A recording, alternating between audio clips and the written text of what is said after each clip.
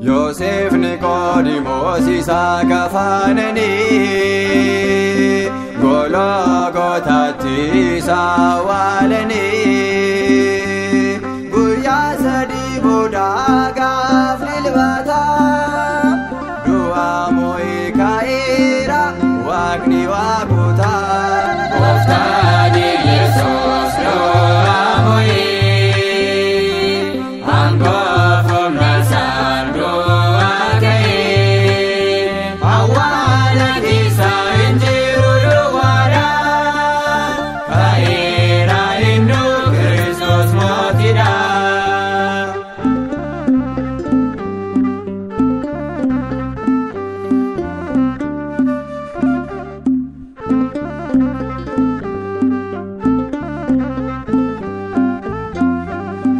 Maariyaam Magdalaawii dubartoonni kaanis naanii rifaatan argaan boolla duwwaas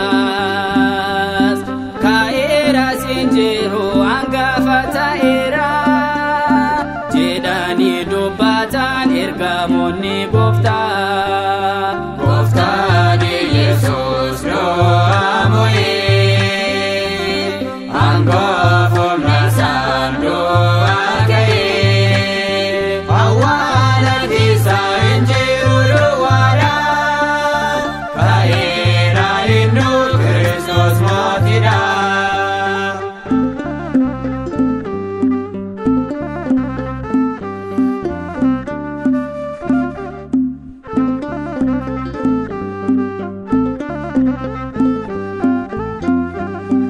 Yommuu raafamanii bartoonni Gooftaa baay'ee sodaatanii warri Yihuudootaa Yesuus ulfinii mana cufamaatti nagaa lallabee duukaa buutatti.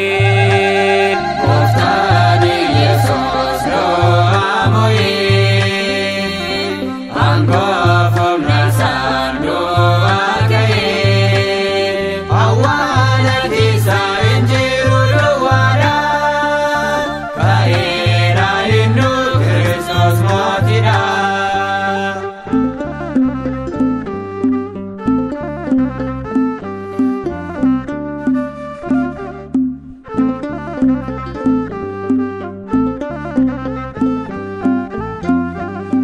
Toomaas maaf shakkitaa maalikaa inni barsiisaa kee rabbuunidha.